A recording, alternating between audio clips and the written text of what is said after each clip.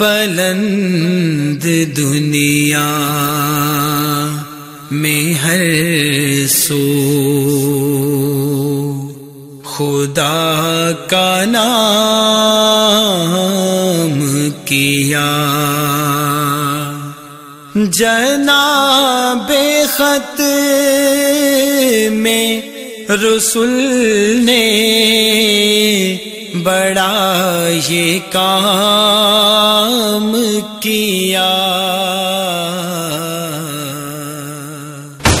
سیدنا عمر نے کہا ابن عباس دیکھو مجھے کس نے زخمی کیا ہے؟ تو ابن عباس نے کہا آپ کو ابو لؤلؤ مجوسی نے زخمی کیا ہے۔ سیدنا عمر نے کہا اللہ اسے برباد کرے، اللہ کا شکر ہے میری موت کسی مسلمان کے ہاتھ سے نہیں ہوئی۔ امیر عمر کی اس دنیا چھوڑتے ہوئے سب سے بڑی خواہش کیا ہے؟ ان کا ساتھ نصیب ہو جو دنیا میں بھی کہا کرتے تھے میں چلا، ابو بکر چلا، عمر چلا، میں آیا، ابو بکر آیا، عمر آیا، میں نے کہا، میں نے اعلان کیا، ابو بکر نے مانا، عمر نے مانا۔ وہ جو زندگی میں چلتے ہوئے ابو بکر و عمر کو نام اپنی زبان پہ رکھا کرتے تھے، آج مرنے کے بعد میں انہی کے پڑوس میں دفن ہونا چاہتا ہوں تاکہ قیامت کے دن جب اٹھائے جائیں تو اللہ کے رسول ہوں، ابو بکر و عمر ان کے ساتھ ہو۔ غریب کی مدد، یتیم کی مدد، بیوہ کا، سارے ماجرے اس کے اوپر کھڑے ہوں گے اگر بنیاد میں توحید ہو، اور اگر بنیاد توحید سے خالی ہے، شرک کی غلاظتیں ہیں، غیر اللہ کی پوجا ہے، قبروں پر سجدے ہیں، ڈھیریوں کا طواف ہے، مردوں کو مشکل کشا سمجھا جا رہا ہے، شرک موجود ہے تو اللہ کا پھر مشرکوں سے کوئی وعدہ نہیں ہے۔ اللہ کی رحمت سے ہم نے پیارے نبی کے پیارے صحابہ پر لگنے والے اعتراضات ان کو حقیقت کی روشنی میں لا کر پیش کرنے کا آپ کے سامنے یہ پروگرام بنایا تاکہ مسلمان اپنے رہنماؤں کو، اپنے رہبروں کو، اپنے آقا کے پیارے ساتھیوں کو پہچان سکیں اور اپنی اولاد کی تربیت ان کے نقشے قدم پہ چلتے ہوئے کر سکیں۔ خوارج کا وہ ٹولہ جس نے آج مسلمان ملکوں کے اندر بد امنی کا دورہ کیا ہوا ہے، خون بہانے کو ان کے نزدیک پانی بہانے سے آسان سمجھا جاتا ہے۔ یہ مسلمانوں کے خلیفہ، یہ امیر المؤمنین، یہ امیر عمر کی وصیت ہے، تمہارا کیا رشتہ ہے اس کے ساتھ؟ تم اسلام کی سفید چادر پہ ایک بدنما داغ تو ہو لیکن اسلام کا تعارف تمہارے ذریعے نہیں ہو سکتا۔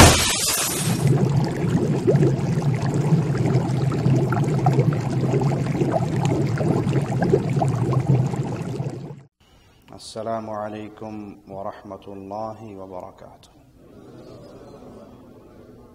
ان الحمد للہ نحمده ونستعینه ونستغفره ونعوذ باللہ من شرور انفسنا ومن سیئات اعمالنا من يهده الله فلا مضل له ومن يضلل فلا هادي له اشهد ان لا اله الا الله وحده لا شريك له واشهد ان محمدا عبده ورسوله اما بعد اعوذ بالله من الشيطان الرجيم بسم الله الرحمن الرحيم قل هو الله احد الله الصمد لم يلد ولم يولد ولم يكن له كفوا احد۔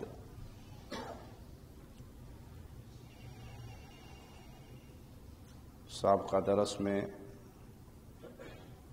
ہم خلافت ابو بکر صدیق پر گفتگو کر رہے تھے۔ رسول کریم صلی اللہ علیہ وسلم کی وفات اور پھر آپ کے دفن کے حوالے سے صحابہ کرام کے درمیان یہ رائے مختلف ہوئی۔ کسی نے کہا آپ کو یہیں دفن کیا جائے، کسی نے کہا بقیع میں دفن کیا جائے۔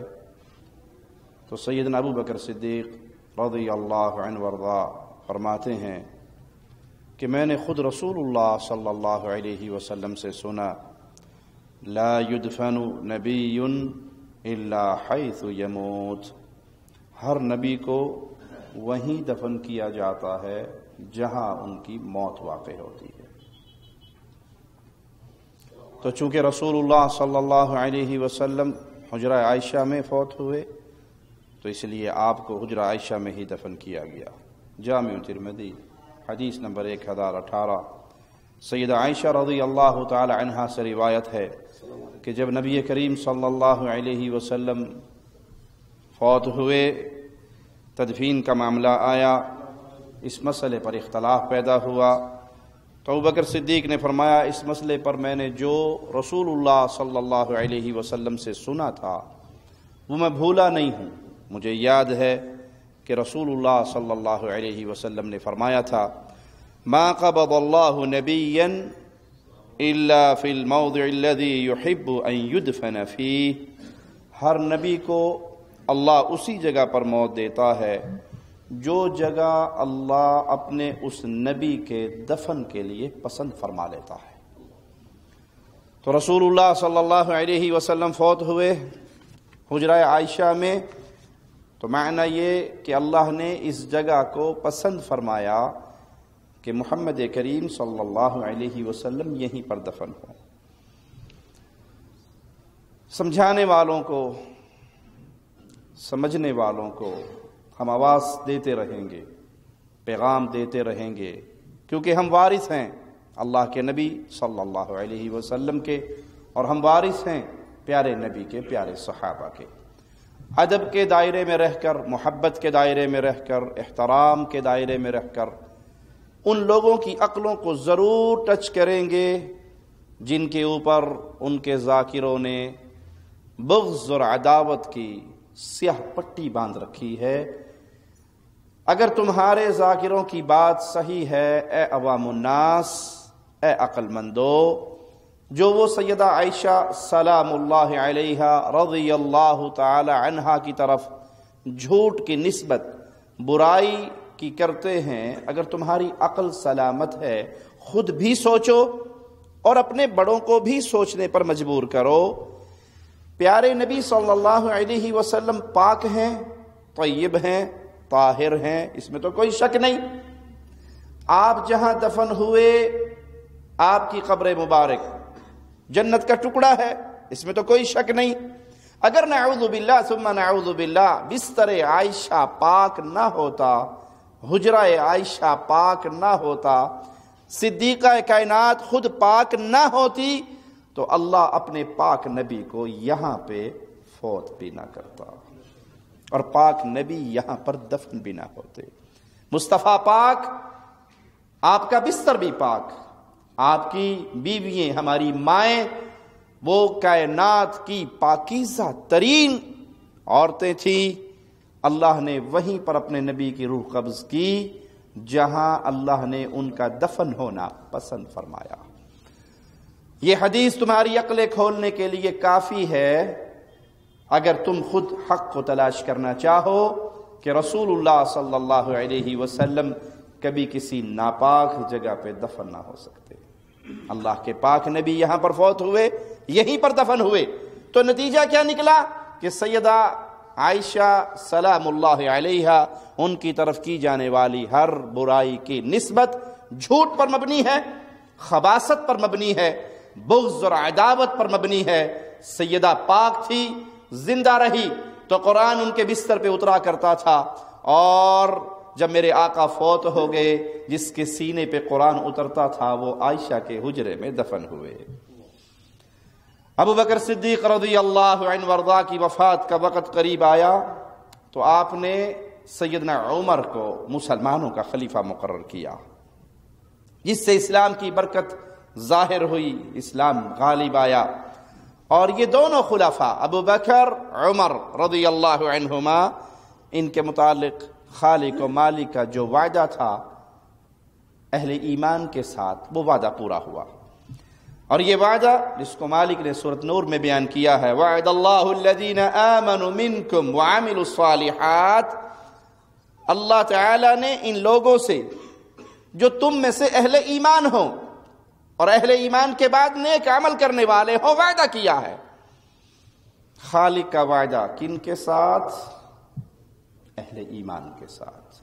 ہمیشہ یاد رکھیے گا، ایمان بنیاد ہے، توحید بنیاد ہے، عقیدہ بنیاد ہے، پھر عمل صالح بیان ہوا، پہلے توحید پھر نیک عمل۔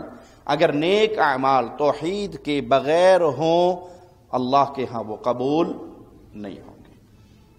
توحید بنیاد ہے، اس کے اوپر نیک اعمال کی بلڈنگ کھڑی ہو جائے گی، نماز، روزہ، حج، زکوٰۃ، صدقہ، خیرات، جہاد، غریب کی مدد، یتیم کی مدد، بیوہ کا، سارے ماجرے اس کے اوپر کھڑے ہوں گے اگر بنیاد میں توحید ہو۔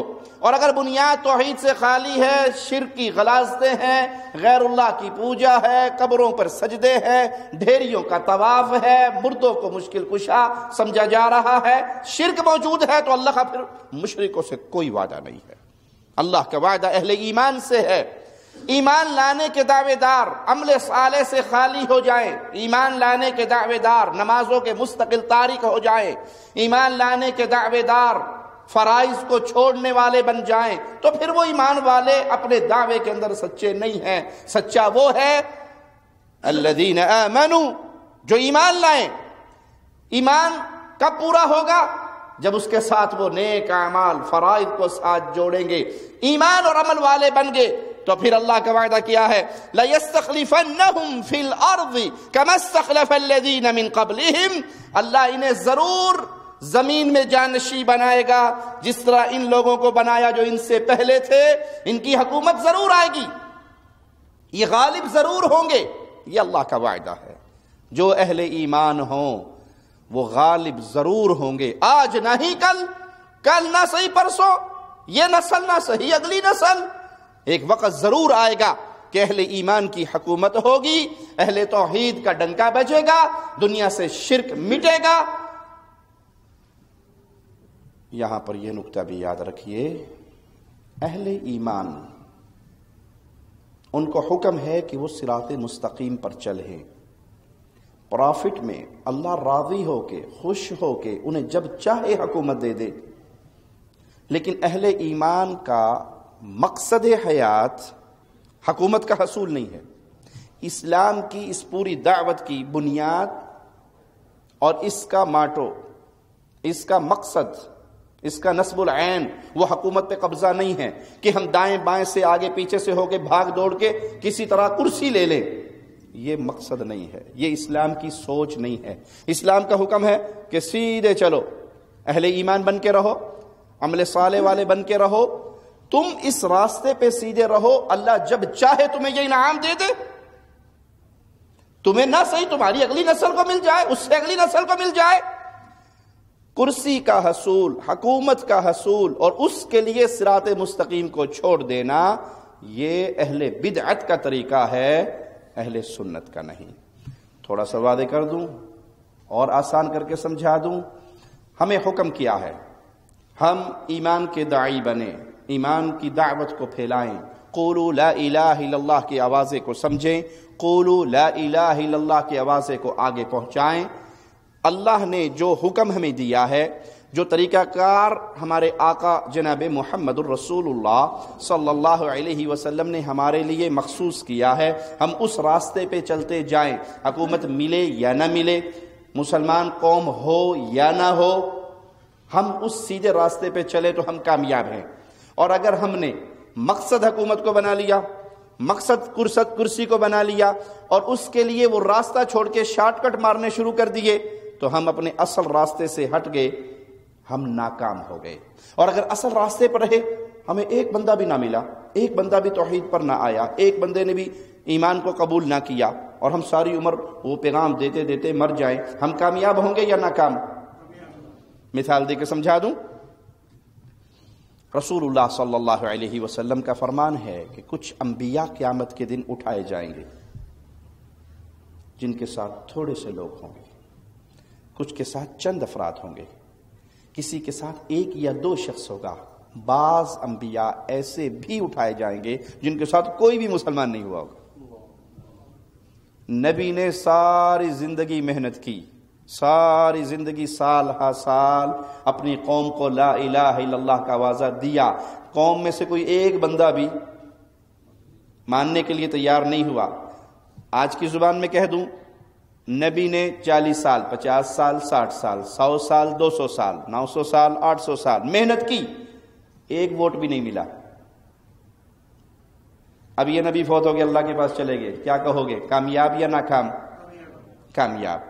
تو کامیابی ووٹوں کے ملنے میں نہیں ہے، کامیابی کرسی کے حصول میں نہیں ہے، کامیابی حکومت پانے میں نہیں ہے، کامیابی اس راستے پر چلنے میں ہے جو راستہ اللہ نے مقرر کیا ہے. کچھ لوگ یہاں پر گمراہ ہو جاتے ہیں کہ نہیں جی توحید کا پیغام چھوڑ دیں، اب سیاست، اب الیکشن، اب جمہوریت، اب فلاں طریقہ، اب یہ طریقہ اپنا لیں اور کسی طرح حکومت لے لیں. یہ مسلمان کا یہ نظریہ ہے ہی نہیں، اسلام نے یہ پیغام دیا ہی نہیں. اسلام تو کہتا ہے وعد اللہ الذین آمنوا منکم وعملوا الصالحات لَيَسْتَخْلِفَنَّهُمْ فِي الْأَرْضِ. ایمان لے کر آؤ، عمل صالح کرو، اس صراط مستقیم پہ قائم رہو جو اللہ نے تمہارے لیے مقرر کیا ہے. میں تمہیں ضرور اس دنیا میں جانشین بناؤں گا، تمہیں ضرور حکومت ملے گی، لیکن تم نے رہنا کس طریقے پہ ہے؟ جو طریقہ اللہ نے دیا ہے. اللہ اسباب کا محتاج نہیں ہے، وہ اسباب جب چاہتا ہے جیسے چاہتا ہے پیدا کر دیتا ہے. وہ ایک چھوٹا سا بچہ تھا، وہ جادوگر کے پاس جایا کرتا تھا اور اللہ کے ولی کے پاس بھی جایا کرتا تھا. بادشاہ اس کو مارنے کے در پہ ہوا، اس کو بھیجا پہاڑ سے پھینکنے کے لیے، وہ بچ گیا. اس کو بھیجا دریا میں ڈبونے کے لیے، وہ بچ گیا. نہ مار سکا. اس نے کہا طریقہ مجھ سے سیکھ، مارنا ہے، میں بتاتا ہوں مجھے کیسے مار سکتا ہے. اس طریقے پہ عمل کر کے اس کو تیر مارا تو بچہ مرا. مرنے سے پہلے وہ اکیلا تھا، اور جب اس کو تیر لگا اور وہ شہید ہوا، مڑ کے دیکھا پوری قوم مسلمان ہو گئی. کیا معنی؟ رب اسباب کا محتاج. یہ فکر باطل فکر ہے کہ ہم نے کسی بھی ذریعے سے اسمبلیوں میں پہنچنا ہے، الیکشن کے سیڑھی کو استعمال کرنا ہے اور ہم نے بس حکومت حاصل کرنی ہے، اور حکومت کے حصول کے بعد پھر نتیجہ کیا نکلے گا؟ ہم جائیں گے اسلام لے آئیں گے. پیارے بھائی، یہ شارٹ کٹ آپ کو اللہ اور اس کے رسول نے نہیں دیا. آپ کے ذمہ توحید کا پیغام ہے، دعوت کا پیغام ہے. اس دعوت کے راستے پہ لگے رہو تو اللہ کا پھر تم سے وعدہ ہے کہ میں تمہیں ضرور اس زمین کا جانشین بناؤں گا. یہ جانشین بننے کے بعد کریں گے کیا؟ ان کا اسلوب کیا ہوگا؟ ان کو انعام کیا ملے گا؟ وَلَيُبَدِّلَنَّهُمْ مِنْ بَعْدِ خَوْفِهِمْ أَمْنًا. ان کو جانشینی ملے گی، ان کے لیے امن کا دور دورہ ہوگا. خوف کو اللہ مٹا دے گا، خوف کو ختم کر دے گا. اہل ایمان پہ خوف نہ ہوگا، امن کا دور دورہ ہوگا. امن کا دور دورہ پابند ہے دعوت توحید کے ساتھ. اگر توحید کی دعوت کو چھوڑ کر کوئی سمجھے کہ ہم امن پا لیں گے تو وہ جہالت کی زندگی گزار رہا ہے. توحید کے بغیر امن نہیں ہو سکتا. مشرکین کے لیے امن نہیں ہے، اہل شرک کے لیے امن نہیں ہے، قبر پرستوں کے لیے امن نہیں ہے، مزار پرستوں کے لیے امن نہیں ہے، ڈھیری پوجنے والوں کے لیے امن نہیں ہے. کیوں؟ انہوں نے اپنے رب سے جنگ کی ہے، اللہ کا شریک بنا کر، اللہ کی عبادت میں کسی اور کو حصے دار بنا کر. امن کا راستہ تو یہ ہے کہ وہ توحید کو قبول کریں، اعمال صالح کی طرف آئیں. اللہ جانشین بھی بنائے گا اور ان کے اس دین کو جو اللہ نے پسند کیا ہے اقتدار بھی دے گا، ان کو امن بھی دے گا. وہ کریں گے کیا؟ حکومت میں آنے کے بعد اللہ یہ انعام دے بھی دے، انہیں زمین پہ جانشینی مل بھی جائے تو ان کا طریقہ کار کیا رہے گا؟ یعبدوننی لا یشرکون بی شیئا. وہ عوام کی حالت میں ہوں یا سربراہ مملکت ہوں، میری عبادت کریں گے، میرے ساتھ کسی اور کو شریک نہیں ٹھہرائیں گے. یہ بنیاد ہے، یہ زندگی گزارنے کا طریقہ کار ہے. آپ زندگی کے کسی میدان میں ہیں، آپ دکاندار ہیں، آپ گھردار ہیں، بیوی بچوں میں ہیں، معاشرے میں ہیں، کوئی عہدہ مل گیا ہے، کوئی بڑی سیٹ مل گئی ہے، آپ کو کچھ بھی مل جائے، آپ کو اللہ کا حکم کیا ہے کہ تم میری عبادت کرتے رہنا. یہ نہیں کہ آپ اس چھوٹے سے مقام سے بڑے اونچے مقام پر آ گئے تو اب آپ مزارات پہ بھی جائیں، اب آپ اہل شرک کی مجلسوں میں جائیں، اہل بدعت کو اپنے سینے سے لگائیں، جی مجھے جو پوسٹ مل چکی ہے وہ اتنی بڑی ہے کہ یہاں رہ کر اب توحید کی بات نہیں ہو سکتی، آپ پوری دنیا کے بادشاہ بن جائیں، رب کے تو غلام ہیں۔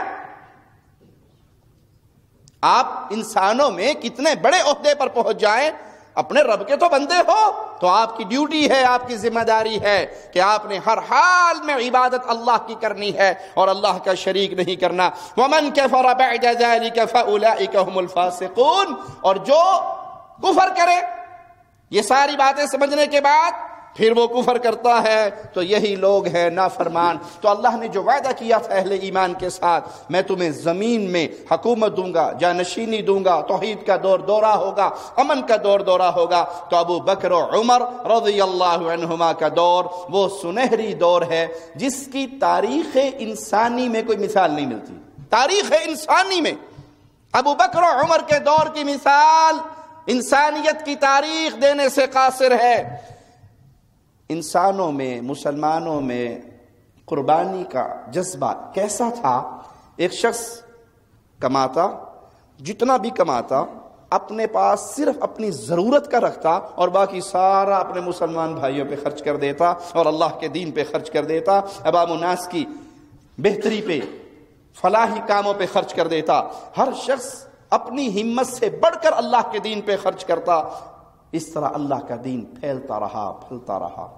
برا آدمی ابو بکر و عمر کے دور میں، برے آدمی کے پاس نیک لوگ آتے تاکہ اس کو برائی سے ہٹائیں، اس کو نیکی کی طرف لے کر آئیں، اس کو اپنے دائرے میں لے کر آئیں۔ آج ماجرا بالکل الٹ ہے نا، آج برے نیکوں کو ملتے ہیں کسی طرح ان کی نیکی چھڑوا لیں۔ کمرے کے اندر 4 بھائی رہتے ہیں، 2 نماز پڑھتے ہیں، 2 نہیں پڑھتے، جو نہیں پڑھتے ان کی کوشش ہے کہ یار بڑا زیادہ کوئی اللہ اللہ کرنے لگ گیا، اس کو بھی اپنی لائن پہ لے کر آؤ، کسی طرح سے فلمیں دکھاؤ، گانے، ٹی وی، VCR، سگریٹ، بیڑی، پان، اس کو کھینچو ایسا۔ اتنا مولوی نہیں بننا چاہیے، ٹھیک ہے اللہ اللہ کر لینی چاہیے، لیکن کبھی کبھی دوسرے کام بھی کر لینے چاہیے۔ آج برے لوگ نیکوں کو کھینچنے کی کوشش کرتے ہیں کہ یہ اپنی نیکی سے پیچھے ہٹ جائے۔ وہ اتنا مبارک دور تھا کہ نیک لوگ اگر جان لیتے کہ فلاں میں برائی ہے تو اسے مل کے پیار سے، محبت سے، ادب سے، احترام سے، قربانیوں سے، اخلاص سے اس پہ خرچ کر کے، اس کا دل جیت کے اسے کھینچ لاتے کہ یہ برائیوں کو چھوڑ کر ہمارے نیک معاشرے کا حصہ بن جائے۔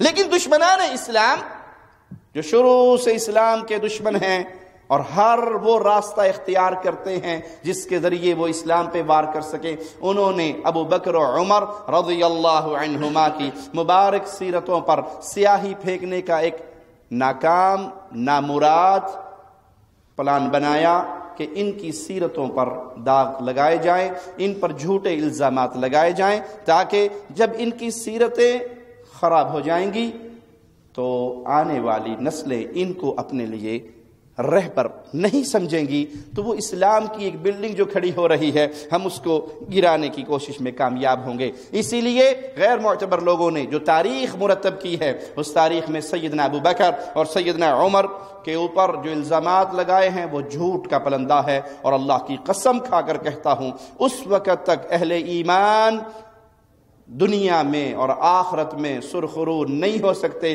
جب تک وہ پیارے نبی صلی اللہ علیہ وسلم کے ان پیارے صحابہ کی اصل سیرت کو پہچان کر اس کے مطابق زندگی نہ گزاریں۔ ہمارا آئیڈیل رہے گا کون؟ اگر ابو بکر، عمر، عثمان و علی صحابہ اور اہل بیت ان کی مبارک سیرتوں کو سیاہ کر کے ہمارے سامنے دشمنان اسلام پیش کرنے میں کامیاب ہو گئے، آپ اپنے بچے کو کس کا رخ دکھاؤ گے، کس کا چہرہ دکھاؤ گے، کس کو اس کے لیے نمونہ بنا کر پیش کرو گے؟ اگر ابو بکر، عمر، عثمان، علی نہ رہے تو اور کون ہوگا؟ اگر صحابہ اور اہل بیت آئیڈیل نہ رہے تو اور کون ہوگا؟ اس لیے اللہ کی رحمت سے ہم نے پیارے نبی کے پیارے صحابہ پر لگنے والے اعتراضات ان کو حقیقت کی روشنی میں لا کر پیش کرنے کا آپ کے سامنے یہ پروگرام بنایا، تاکہ مسلمان اپنے رہنماؤں کو، اپنے رہبروں کو، اپنے آقا کے پیارے ساتھیوں کو پہچان سکیں اور اپنی اولاد کی تربیت ان کے نقش قدم پہ چلتے ہوئے کر سکیں۔ امیر المؤمنین سیدنا عمر نے اپنی شہادت سے پہلے ایک شورا مقرر کر دی اور انہیں کہہ دیا کہ تم جس کو چاہو ان میں سے اپنا خلیفہ مقرر کر لینا۔ وہ کمیٹی جو امیر عمر نے بنائی، عبد الرحمن ابن عوف نے اپنے آپ کو ان سے الگ کر لیا، اور وہ تھے کون؟ سیدنا عثمان، سیدنا علی، سیدنا سعد بن ابی وقاص، طلحہ بن عبید اللہ، زبیر بن عوام اور عبد الرحمن ابن عوف۔ عمر بن میمون رحمہ اللہ بیان کرتے ہیں کہ میں نے امیر عمر کے زخمی ہونے سے چند دن پہلے مدینے میں دیکھا، آپ حذیفہ بن یمان کے پاس کھڑے تھے اور اس سے پوچھ رہے تھے کہ عراق کی جو زمینیں میں نے تمہارے سپرد کی تھی، جس کا انتظام تمہارے ذمے لگایا تھا، اس کا کیا کیا؟ کہیں تم نے ان زمینوں پہ اتنا محصول تو لاگو نہیں کر دیا جس کو وہ لوگ دینے سے عاجز ہوں؟ اللہ کی قسم، اگر رب نے مجھے زندہ رکھا تو میں عراق کی بیواؤں کے لیے اتنا کچھ کر جاؤں گا کہ عمر کے بعد انہیں کسی کے سامنے ہاتھ پھیلانے کی ضرورت نہیں ہوگی۔ یہ تھے امیر عمر رضی اللہ عنہ وارضا۔ عمر بن میمون کہتے ہیں ابھی 4 دن گزرے تھے اس گفتگو کو جو امیر عمر نے سیدنا حذیفہ کے ساتھ کی تھی کہ آپ کو زخمی کر دیا گیا۔ جس دن آپ کو زخمی کیا گیا، میں فجر کی نماز کی انتظار میں صف کے اندر کھڑا تھا، میرے اور آپ کے درمیان عبداللہ ابن عباس رضی اللہ عنہما کے علاوہ اور کوئی نہ تھا۔ آپ کی عادت مبارکہ تھی کہ آپ نماز شروع کرنے سے پہلے صفیں درست کرواتے اور پھر فجر میں سورۃ یوسف یا اتنی لمبی کوئی اور سورت اس کی تلاوت کرتے تاکہ لوگ جمع ہو جاتے۔ آپ قرآن زیادہ پڑھتے، لوگوں کی آسانی کے لیے اگر کوئی دیر سے بھی اٹھا ہے تو وضو کر کے وہ مسجد میں آ جائے اور نماز میں شامل ہو جائے۔ لیکن اس دن ابھی آپ نے صرف تکبیر ہی کہی تھی اور آپ کہنے لگے مجھے قتل کر دیا گیا یا مجھے کسی کتے نے کاٹ لیا۔ ابو لؤلؤ مجوسی ملعون، اس نے آپ کو زخمی کیا، 2 دھاری خنجر لے کر وہ آیا۔ آپ کو زخمی کرنے کے بعد وہ دائیں بائیں بھاگنے کے لیے جگہ بناتا اور لوگوں پر وار کرتا۔ اس طرح 13 لوگوں پر اس نے وار کیے، جن میں سے 7 شہید ہو گئے۔ ایک شخص نے اپنی چادر اس کے اوپر ڈال کے اسے قابو کر لیا، اور اس مجوسی ملعون نے جب یہ دیکھا کہ میں قابو آ چکا ہوں تو اس نے اپنے ہی خنجر سے اپنا گلا کاٹ لیا۔ سیدنا عمر نے عبد الرحمن ابن عوف کا ہاتھ پکڑا اور اپنے مسلح پہ کھڑا کر دیا۔ انہوں نے مختصر جماعت کروائی۔ سیدنا عمر نے کہا ابن عباس دیکھو مجھے کس نے زخمی کیا ہے؟ تو ابن عباس نے کہا آپ کو ابو لؤلؤ مجوسی نے زخمی کیا ہے۔ سیدنا عمر نے کہا اللہ اسے برباد کرے، اللہ کا شکر ہے میری موت کسی مسلمان کے ہاتھ سے نہیں ہوئی، مجھے کسی مسلمان نے نہیں مارا، ایسے شخص نے مارا ہے جس نے اللہ کے لیے ایک سجدہ بھی نہیں کیا، میری موت اس کے ہاتھ پہ ہوئی ہے۔ سیدنا عمر کو گھر لایا گیا، ہم آپ کے ساتھ تھے، ایسے لگتا تھا کہ لوگوں پر اس سے پہلے اتنا غم والا ماجرا کوئی نہیں گزرا جتنا سیدنا امیر عمر کے زخمی ہونے کا ہوا۔ آپ کو کھجور کا پانی، کھجور کا شربت پلایا گیا، وہ آپ کی آنتوں سے باہر آ گیا، پھر آپ کو دودھ پلایا گیا اور وہ بھی آپ کا پیٹ پھٹا ہونے کی وجہ سے باہر نکل آیا۔ اسی دوران ایک نوجوان آتا ہے امیر عمر کی عیادت کے لیے رضی اللہ عنہ وارضا اور کہتا ہے آپ کو مبارک ہو، آپ کے لیے اللہ کی طرف سے خوشخبری ہے کہ آپ نے رسول اللہ صلی اللہ علیہ وسلم کی صحبت پائی۔ ابتدائے اسلام میں آپ مسلمان ہونے والے، مہاجروں میں پہل میں اسلام لانے والے، پھر آپ خلیفہ بن گئے، آپ نے پورے انصاف کے ساتھ خلافت کی، اور پھر آج آپ شہادت کے راستے پہ چل پڑے۔ وہ جو دعا آپ مانگا کرتے تھے کہ اللہ مجھے اپنے رسول کے مدینے میں شہادت کی موت دے، وہ بھی آج پوری ہو گئی۔ امیر عمر یہ ساری باتیں سن کے کہنے لگے میں تو صرف اس پہ بھی راضی تھا کہ مجھے برابر چھوڑ دیا جائے، نہ کچھ مجھے ملے اور نہ میری پکڑ ہو۔ یہ کہہ کے وہ نوجوان واپس جانے لگا تو امیر عمر کی نظر اس کے تہمت پر پڑی، اس کے کپڑے پر پڑی جو ٹخنے سے نیچے تھی۔ حالت کیا ہے امیر المومنین کی؟ کس حال میں ہیں؟ زخمی ہو چکے ہیں، پیٹ پھٹ چکا ہے، دودھ پلایا تو انتڑیوں سے باہر آ گیا ہے، یعنی موت یقینی سامنے کھڑی ہے۔ لیکن پیارے نبی کے تیار کردہ امت کے رہبر و رہنما امیر المؤمنین قیامت تک آنے والے مسلمانوں کو درس کیا دے رہے ہیں؟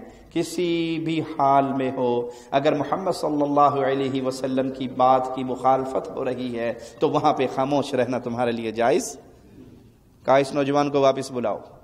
وہ نوجوان واپس آیا، فرمایا اپنے کپڑے کو اپنے ٹخنے سے بلند کر، تجھے اللہ کا قرب ملے گا، تقوی نصیب ہوگا اور تیرا کپڑا بھی محفوظ رہے گا۔ کس حال میں نصیحت کر رہے ہیں؟ جب بالکل موت کے آخری لمحات ہیں۔ میرا اور آپ کا کیا حال ہے؟ اگر پیارے نبی کے ان پیارے صحابہ کی سیرت کو سن کر میں نے اور آپ نے اپنی زندگی تبدیل نہ کی تو یہ قصے کہانیاں ہم سن رہے ہیں؟ یہ سیرت تو سننے کا فائدہ یہ ہے کہ جہاں جہاں میرے اندر کمی ہے، جہاں جہاں سننے والے بھائی میں کمی ہے، وہ اپنے آپ کو پیارے نبی کے صحابہ کے اس راستے پر چلائے۔ کتنے بڑے بڑے معاملات آپ کے اور ہمارے گھروں میں ہو جاتے ہیں اور ہم ایک دوسرے کو نصیحت کرنے کے لیے تیار۔ خامن نماز پڑھ کے آتا ہے لیکن بیوی سے پوچھنے کی ہمت نہیں ہے کہ تم نے نماز میرے پیچھے پڑھ لی تھی یا نہیں۔ باپ نماز پڑھ کے آتا ہے، بیٹے سے پوچھنے کی ہمت نہیں ہے کہ بیٹا تم نے نماز پڑھی تھی یا نہیں۔ بیٹی کو جگانے کی ہمت نہیں ہے فجر کی نماز میں کہ بیٹی فجر کی نماز پہ نہیں اٹھی، 7 بجے اٹھائیں گے۔ جب انسان کی نظر میں آخرت کی قدر نہ رہے تو اس کے جملے بدل جاتے ہیں۔ آپ نے اکثر دیکھا ہوگا ماں باپ رات کو اپنے بچوں کو ڈانٹتے ہیں، جلدی سو جاؤ۔ کیوں؟ صبح سکول جانا ہے۔ جلدی سو جاؤ، صبح سکول جانا ہے۔ بیٹا اتنی دیر ہو گئی، آپ نے صبح سکول نہیں جانا، ابھی تک نہیں سوئے۔ کبھی یہ بھی سنا اپنے باپ نے کہا بیٹا سو جاؤ، صبح فجر کی نماز پہ اٹھنا ہے۔ آپ اپنے بچے کے ذہن میں سکول کو ہی سب سے بڑا مقصد حیات بنا کر پیش کر رہے ہیں۔ بیٹا سکول نہ گئے، پڑھے نہ، مستقبل برباد ہو جائے گا۔ کون سا مستقبل جس کا تعلق 60 سال سے ہے، 70 سال سے ہے؟ اور اگر فجر کی نماز مستقل تارک رہے، آپ کی اولاد، آپ کی اپنی بھی خطرے میں ہے، جنت اس کی بھی خطرے میں ہے۔ کبھی اس مستقبل کی تیاری ہم نے نہ کروائی کہ بیٹا جلدی سو جاؤ، صبح تم نے فجر کے لیے اٹھنا ہے۔ اور جس کی فجر کی نماز رہ گئی اس کے خسارے کا کتنا بڑا ماجرا ہے کہ فجر پڑھنے والا اللہ کی امان میں آتا ہے اور جو فجر نہیں پڑھتا جماعت کے ساتھ وہ اس امان سے محروم رہتا ہے۔ 24 گھنٹے میں شیطان اس کے اوپر جو مرضی کرے، جدھر مرضی اسے نچائے۔ امیر عمر اس حال میں دے کر کہہ رہے ہیں تیرا کپڑا تیرے ٹخنے سے نیچے ہے، رب کا تقوی چاہیے، اس کپڑے کو اونچا کر۔ تو پیارے بھائی، میری پوری زندگی امیر عمر کے اس جملے کے سامنے کیا سمجھ آیا مجھے کہ جہاں بھی یہ دیکھو اللہ کے حکموں کی خلاف ورزی ہو رہی، وہ آپ کی بیوی کرے، وہ آپ کی اولاد کرے، وہ آپ کے دوست کریں، وہ آپ کا معاشرہ کرے، وہ آپ کی قوم کرے، وہ آپ کا قبیلہ کرے، وہ کرنے والا کوئی بھی کیوں نہ ہو، اس کو محبت سے سمجھائے بھائی یہ اللہ کی مخالفت ہے، اس سے باز آ جاؤ۔ نہیں باز آتے میں اپنا راستہ آپ سے جدا کر لوں گا۔ آپ دوستوں میں بیٹھے ہیں، وہاں گانے چل پڑے، فلمیں لگا دی گئی، بے حیائی کی باتیں شروع ہو گئی، غیبتیں اور چغلیاں شروع ہو گئی، بھائی اس سے باز آ جاؤ، یہ حرام کام ہے۔ آپ دیکھ رہے ہو کہ آپ کے دوست وہ مجلس آپ پر غالب آ گئی، آپ کی کوئی نہیں سن رہا، خود اٹھ جاؤ وہاں سے، خود اس مجلس کو چھوڑ دو۔ تو امیر عمر نے اس حال میں بلا کر کہا بیٹا اپنے کپڑے کو بلند کر۔ پھر اپنے بیٹے عبداللہ ابن عمر کو بلاتے ہیں اور پوچھتے ہیں دیکھو مجھ پہ کتنا قرض ہے۔ حساب لگایا جاتا ہے تو 86,000 قرض نکلتا ہے امیر عمر پر۔ وہ مجرم، وہ ظالم، امیر عمر کی شان میں گستاخی کرنے والے، وہ بد نصیب جنہوں نے اپنی عوام کو دھوکہ دیتے ہوئے یہ پٹی پڑھائی کہ یہ تو مال کمانے کے لیے اسلام میں آئے تھے، یہ دنیاوی مفادات کے لیے کلمہ پڑھے تھے۔ آخری وقت بھی امیر عمر پوچھتے ہیں مجھے جو وظیفہ ملتا رہا، جو مجھ پہ قرض ہے وہ کتنا؟ اپنے بیٹے سے کہتے ہیں آل عمر سے کہنا، آل عمر وہ سارا قرض عمر کے اوپر جو ہے وہ اتار دے، اگر وہ نہ اتار سکے تو عدی بن کعب سے کہنا وہ اتار دیں، وہ نہ کر سکے تو پھر قریش سے کہنا قریشی اس قرض کو ادا کر دیں۔ اپنے بیٹے کو بھیج رہے ہیں ایک بہت اہم کام کے لیے، عبداللہ عائشہ کے پاس جاؤ اور عائشہ کو عمر کا سلام کہو۔ عائشہ کو یہ نہ کہنا کہ امیر المؤمنین عمر نے آپ کو سلام کہا ہے، لست امیرا للمؤمنین بعد اليوم، آج کے بعد ہم مومنوں کے امیر نہیں ہیں، اس کو جا کر کہنا تجھے عمر ابن خطاب سلام کہتا ہے۔ اور ڈیمانڈ کیا کرنا؟ جس کے ساتھ میں نے زندگی گزاری، جن کے ساتھ میں سفر اور حضر میں اکٹھا رہا، عائشہ اگر تو اجازت دے تو مرنے کے بعد آج مجھے محمد کے پڑوس میں دفن کیا جائے صلی اللہ علیہ وسلم۔ عبداللہ ابن عمر جاتے ہیں، مومنوں کی ماں رو رہی ہیں، امیر عمر کے اس زخمی ہونے کے غم میں آپ کی آنکھوں سے آنسو گر رہے ہیں، رو رہی ہیں۔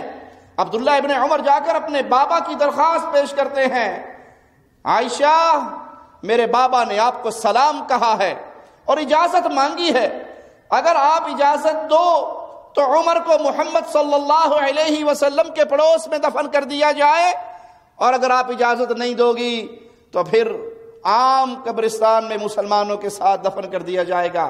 سیدہ نے کہا عبداللہ یہ جگہ تو میں نے اپنے لیے پسند کی تھی، میرے جی میں تھا کہ ایک میرے بابا کی قبر ہے، ایک میرے آقا کی قبر ہے، تیسری میری ہوگی، لیکن میں اپنے اوپر عمر کو فوقیت دیتی ہوں، جاؤ عمر کو میرا سلام کہو اور کہو جو تم نے مانگا تھا وہ عائشہ نے تمہیں دے دیا۔ عبداللہ واپس آتے ہیں، امیر عمر کہتے ہیں مجھے ٹیک لگا کے بٹھاؤ، اپنے بیٹے سے سوال کرتے ہیں خوشخبری لے کر آیا ہے یا بری خبر لایا ہے؟ کیا خوشخبری تھی؟ عمر نے دنیا کے لیے بھیجا تھا، مال و دولت کے لیے بھیجا تھا، خزانوں کے لیے بھیجا تھا، خوشخبری لانے والا بن کر آیا ہے یا بری خبر لانے والا بن کر آیا ہے؟ کہا نہیں بابا میں خوشخبری لے کر آیا ہوں، عائشہ نے آپ کو سلام کہا ہے اور کہا ہے کہ یہ جگہ تو میری تھی، میں نے اپنے لیے پسند کی تھی، لیکن میں عمر کو اپنے اوپر فوقیت دیتی ہوں، میرا سلام کہو اور اسے کہو تو یہی پر اپنے پیارے نبی کے پڑوس میں دفن ہوگا۔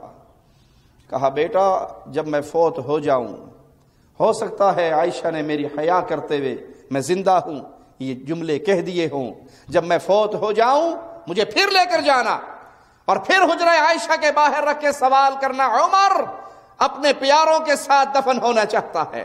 امیر عمر کی آخری خواہش، امیر عمر کی اس دنیا چھوڑتے ہوئے سب سے بڑی خواہش کیا ہے؟ ان کا ساتھ نصیب ہو جو دنیا میں بھی کہا کرتے تھے میں چلا ابو بکر چلا، عمر چلا، میں آیا ابو بکر آیا، عمر آیا، میں نے کہا، میں نے یہ اعلان کیا، ابو بکر نے مانا، عمر نے مانا۔ وہ جو زندگی میں چلتے ہوئے ابو بکر و عمر، ابو بکر و عمر کو نام اپنی زبان پہ رکھا کرتے تھے، آج مرنے کے بعد میں انہی کے پڑوس میں دفن ہونا چاہتا ہوں تاکہ قیامت کے دن جب اٹھائے جائیں تو اللہ کے رسول ہوں، ابو بکر و عمر ان کے ساتھ ہو۔ عبداللہ نے اپنے بابا کی گردن اٹھائی، سر مبارک اٹھایا، اپنی گود میں رکھ لیا۔ امیر عمر کہتے ہیں عبداللہ میرے چہرے کو زمین پہ رہنے دو، میری گالوں پہ جو لگی ہوئی مٹی ہے اس کو صاف نہ کرو، ہو سکتا ہے اللہ اس حال میں عمر کو دیکھے اور عمر پہ ترس کھا کے معاف کر دے۔ یہ فکر کس کو ہے بھائی؟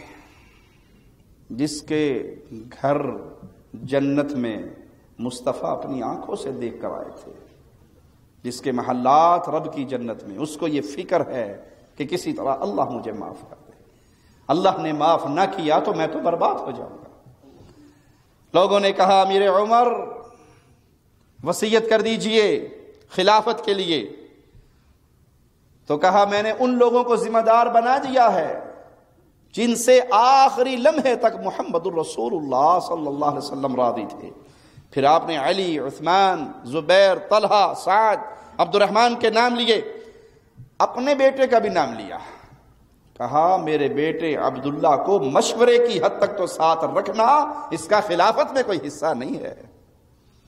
ظالموں، اگر یہ دنیاوی مفادات کے لیے مسلمان ہوئے تھے، تو جس طرح ابو بکر نے عمر کو منتخب کیا تھا، عمر اپنے بیٹے کو بنا کر جاتے، کہا میرا بیٹا اس کمیٹی میں شامل نہیں ہے جن میں سے مسلمانوں کا خلیفہ مقرر ہوگا، اس کو صرف مشورے کی حد تک رکھنا، خلافت سے اس کا کوئی تعلق نہیں ہے۔ پھر فرمایا میں آنے والے خلیفہ کو یہ وصیت کرتا ہوں مہاجرین کے بارے میں اور انصار کے بارے میں، ان کے ساتھ نیکی کرنا، نیک معاملہ کرنا، ان کے نیکوں کو نوازنا، ان میں اگر کوئی برائی کر بیٹھے اس سے درگزر کرنا۔ میں وصیت کرتا ہوں شہری آبادی کا خاص خیال رکھنا، یہ لوگ اسلام کی مدد کرنے والے، اسلام کے لیے مال ان کے ذریعے سے جمع ہوتا ہے اور یہ اسلام کے دشمنوں کے لیے ایک مصیبت ہے، ان سے وہی وصول کرنا جو ان کے پاس فالتو ہو اور جو یہ اپنی خوشی سے دے، زبردستی نہ کرنا، جو اپنی خوشی سے دے وہی وصول کرنا۔ میں وصیت کرتا ہوں دیہاتی مسلمانوں کے بارے میں ان کا خاص خیال رکھنا، یہ اصل عرب ہے، یہ اسلام کی جڑ ہیں، ان کا جو بچا کھوچا مال ہو وہ لینا، اچھا مال نہ لینا، پیارا مال نہ لینا، جو بچا کھوچا مال ہو وہ لینا اور وہ لے کر انہی کے غریبوں پہ دوبارہ تقسیم کر دینا، انہی پہ لوٹا دینا۔ اور میں وصیت کرتا ہوں کہ اسلامی حکومت میں جو غیر مسلم آ کر آباد ہوئے ہیں، معاہدے کے تحت رہ رہے ہیں، ذمہ رہ رہے ہیں، ان کا خاص خیال کرنا، ان کی حفاظت کے لیے اگر جنگ کرنی پڑے تو کرنا اور ان پر اتنا بوجھ نہ ڈالنا جو یہ ادا نہ کر سکے۔ یہ ہیں امیر عمر کی وصیتیں جو آخری لمحات میں امیر عمر کر رہے، کن کے بارے میں؟ ان کفار کے بارے میں جو مسلمان حکومت کے تحت آ کر رہتے ہیں، معاہدے کے تحت، ان پر بوجھ نہ ڈالنا، ان کے دفاع کے لیے اگر لڑنا پڑے اسلامی لشکر کو تو لڑائی ضرور کرنا۔ خوارج کا وہ ٹولہ جس نے آج مسلمان ملکوں کے اندر بد امنی کا دورہ کیا ہوا ہے، خون بہانے کو ان کے نزدیک پانی بہانے سے آسان سمجھا جاتا ہے، یہ مسلمانوں کے خلیفہ، یہ امیر المؤمنین، یہ امیر عمر کی وصیت ہے، تمہارا کیا رشتہ ہے اس کے ساتھ؟ تم اسلام کی سفید چادر پہ ایک بدنما داغ تو ہو لیکن اسلام کا تعارف تمہارے ذریعے نہیں ہو سکتا۔ پھر سیدنا عمر شہید ہو گئے اور سیدہ عائشہ رضی اللہ تعالی عنہا سلام اللہ علیہا ان کے حجرے میں ان کو دفن کیا گیا۔ پھر وہ جماعت اکٹھی ہوئی جن کے نام امیر عمر نے وفات سے پہلے بتائے۔ ابن عوف کہنے لگے تم اپنے 3 کے ذمے یہ کام لگا دو، یعنی 6 افراد ہیں تو 3 افراد 3 کے حق میں دستبردار ہو جاؤ۔ جناب زبیر نے کہا میں اپنا معاملہ علی کے حوالے کرتا ہوں، طلحہ نے کہا میں عثمان کے حوالے کرتا ہوں، سعد بن وقاص نے کہا میں عبد الرحمن ابن عوف کے حوالے کرتا ہوں رضی اللہ عنہ وارضا۔ ابن عوف کہنے لگے میں تو پہلے ہی اس کمیٹی سے الگ ہو چکا ہوں، اب پیچھے کتنے رہ گئے؟ 2، عثمان اور علی۔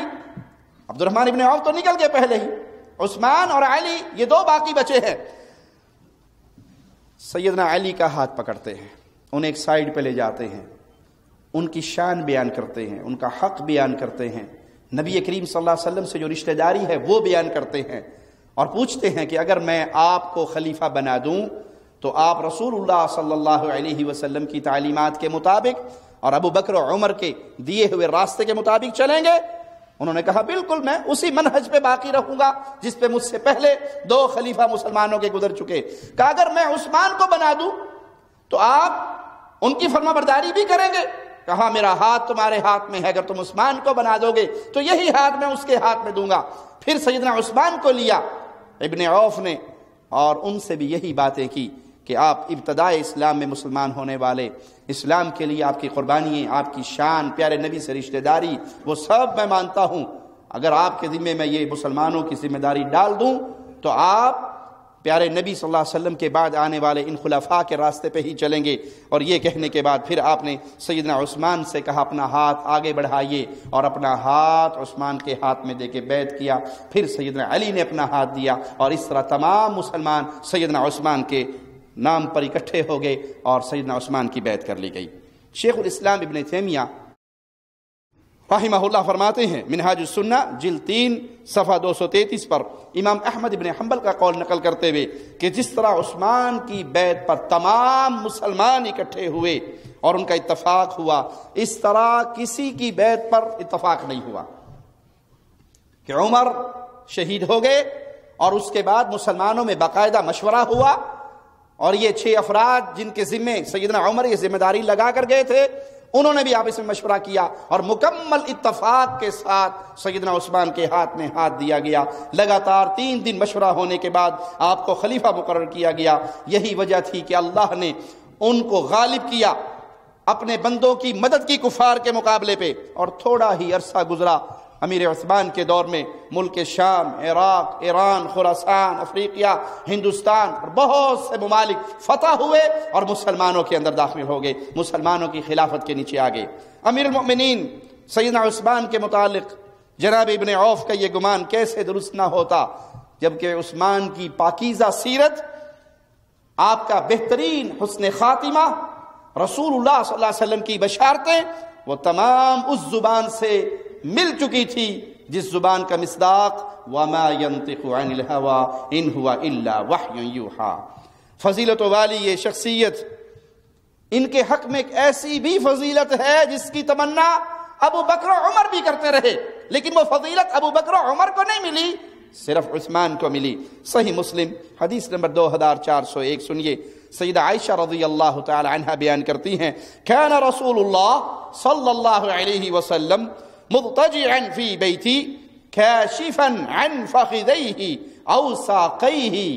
رسول اللہ صلی اللہ علیہ وسلم میرے گھر کے اندر اپنی رانیں کھولے ہوئے یا پنڈلیاں کھولے ہوئے لیٹے ہوئے تھے۔ اتنی دیر ہوئی ابو بکر گھر میں تشریف لائے، اللہ کے رسول صلی اللہ علیہ وسلم اسی حال میں لیٹے رہے، آپ کا کپڑا مبارک آپ کی پنڈلیوں سے یا آپ کی رانوں سے اٹھا ہوا تھا، آپ ان سے اسی حال میں لیٹے رہے اور باتیں کرتے رہے۔ تھوڑی دیر گزری، امیر عمر آئے، رسول اللہ صلی اللہ علیہ وسلم نے اپنی حالت تبدیل نہ کی، ویسے ہی لیٹے رہے، آپ کا کپڑا آپ کی پنڈلیوں سے یا آپ کی رانوں سے اٹھا رہا اور آپ امیر عمر سے باتیں کرتے رہے۔ تھوڑی دیر کے بعد عثمان نے اندر آنے کی اجازت مانگی تو رسول اللہ صلی اللہ علیہ وسلم اٹھ کر بیٹھ گئے، اپنا کپڑا مبارک ٹھیک کر لیا اور عثمان کو اندر آنے کی اجازت دی۔ جب عثمان چلے گئے تو سیدہ کائنات کہنے لگی اللہ کے نبی صلی اللہ علیہ وسلم، میرے بابا آئے، آپ جیسے آرام فرما رہے تھے ویسے ہی لیٹے رہے، آپ نے کوئی اہتمام نہیں کیا۔ پھر حفصہ کے بابا آئے، آپ ویسے ہی لیٹے رہے، ویسے ہی کپڑا آپ کا اٹھا رہا۔ جب عثمان آئے تو آپ نے بڑا اہتمام کیا، آپ اٹھ کے بیٹھ گئے، آپ نے وہ کپڑے بھی اپنے درست کر لیے، اس کی کیا وجہ ہے؟ تو رسول اللہ صلی اللہ علیہ وسلم کی مبارک زبان سے کتنے پیارے جملے نکلے، سنیے، الا استحیی من رجل تستحیی منہ الملائکہ، عائشہ میں اس آدمی سے حیا نہ کروں جس سے اللہ کے فرشتے بھی حیا کرتے ہیں۔ ابو بکر آئے آپ لیٹے رہے، عمر آئے آپ لیٹے رہے، عثمان تیری عظمتوں پہ میرے ماں باپ قربان ہو جائیں، عثمان آئے آپ اٹھ کر بیٹھ گئے، اپنے کپڑے درست فرما لیے۔ صدیقہ کائنات پوچھتی ہیں یہ خاص پروٹوکول عثمان کو کیوں دے رہے ہیں؟ کہا اس آدمی سے حیا نہ کروں جس سے آسمان کے فرشتے بھی حیا کرتے ہیں۔ صحیح بخاری حدیث نمبر 3699، عبداللہ ابن عمر روایت کرتے ہیں کہ رسول اللہ صلی اللہ علیہ وسلم کے عہد مبارک میں ہم سیدنا ابو بکر کے برابر کسی کو نہیں سمجھتے تھے، سب سے بڑی شان نبی کے بعد ابو بکر کی مانتے تھے، اور ابو بکر کے بعد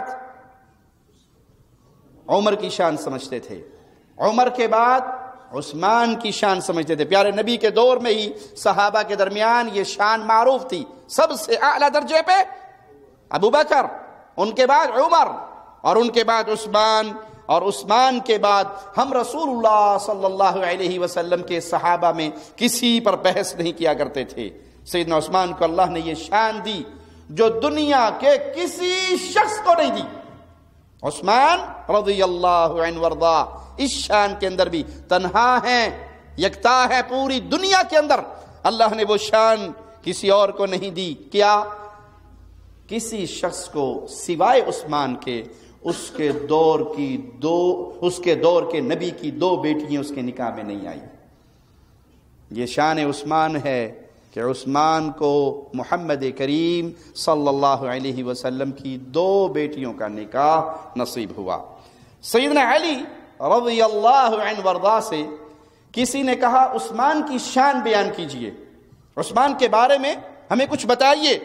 تو فرمانے لگے عثمان تو وہ ہستی ہے یدعا فی الملأ الاعلی ذی النورین، جس کو فرشتوں کے اندر بھی 2 نور والا کہہ کر پکارا جاتا ہے. عثمان وہ عظیم ہستی ہے. دنیا تو دنیا رہی، اللہ کے ملائکہ بھی جب بلاتے ہیں عثمان کا تذکرہ کرتے ہیں تو 2 نور والا کہہ کر بلایا جاتا ہے. زید بن خطاب رضی اللہ عنہ وارضا کے آزاد کردہ غلام بیان کرتے ہیں میں نے عثمان کو خطبہ دیتے ہوئے سنا، لوگو تم میری باتوں کو ناپسند کرتے ہو، مجھ پہ اعتراضات کرتے ہو، حالانکہ میری خلافت کا ہر دن تمہارے لیے خیر اور برکات لے کر آتا ہے. اعلان ہوتا ہے کہ آؤ خیر اور برکات لوٹ کے لے جاؤ، میرا دور امن و امان کا دور ہے، کوئی فتنہ نہیں، کوئی لڑائی نہیں، کوئی جھگڑا نہیں، کوئی قتل و غارت نہیں، امن ہے، سکون ہے.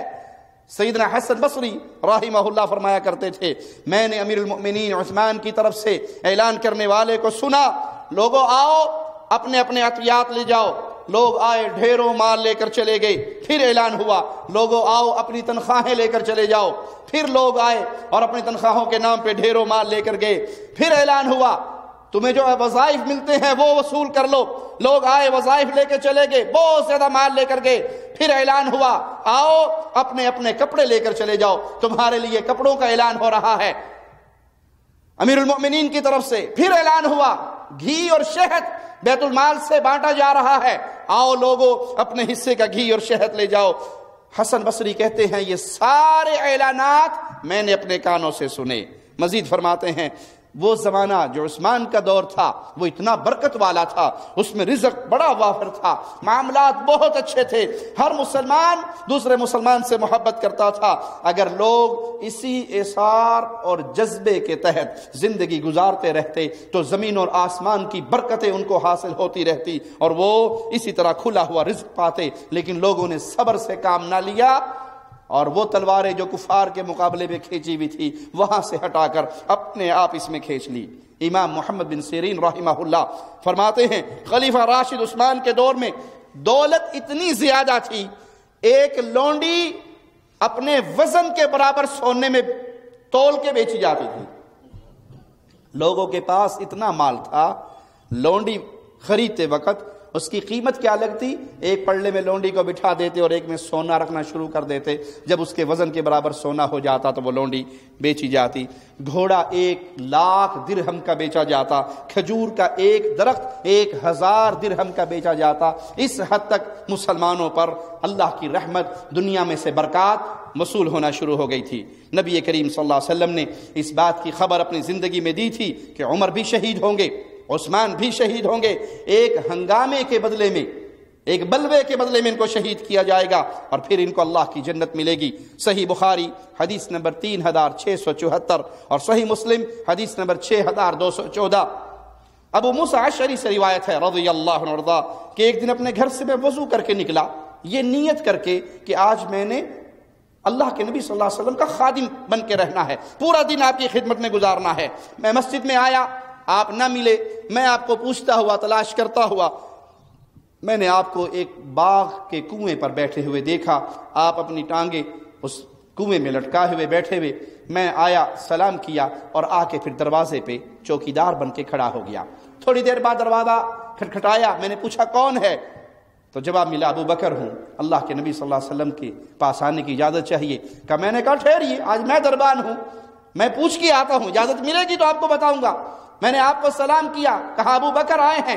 آپ نے کہا اسے اندر آنے کی اجازت دو اور جنت کی خوشخبری دو. تھوڑی دیر گزری، دوبارہ دروازہ بجا. ابو بکر کے بعد دروازہ بجانے والا عمر کے علاوہ ہو کون سکتا ہے؟ دروازہ بجا تو امیر عمر. پھر اجازت مانگی، آپ نے کہا اجازت دو اور جنت کی خوشخبری دو. تھوڑی دیر کے بعد دروازہ پھر بجتا ہے، میں پوچھتا ہوں کون ہے؟ جواب ملتا ہے عثمان۔ میں آ کر آپ کو سلام کہتا ہوں، عثمان کی خبر دیتا ہوں، آپ فرماتے ہیں اندر آنے کی اجازت دو اور جنت کی خوشخبری دو، ایک مصیبت جو اس پر نازل ہوگی اس کے بعد پھر اللہ اسے جنت عطا فرمائے گا۔ ابن ماجہ حدیث نمبر 111۔ رسول اللہ صلی اللہ علیہ وسلم نے ایک فتنے کا ذکر کیا جو بالکل قریب میں واقع ہونے والا تھا۔ اسی دوران ایک آدمی وہاں سے گزرا جس نے اپنا چہرہ لپیٹا ہوا تھا۔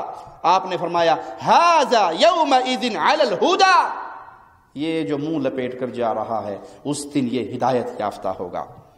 تو راوی کہتے ہیں میں فوراً اچھلا اور میں نے اس بندے کے پیچھے تیزی سے لپکا اور میں نے اس کو پکڑ لیا۔ جب چہرہ دیکھا تو وہ عثمان کا چہرہ تھا۔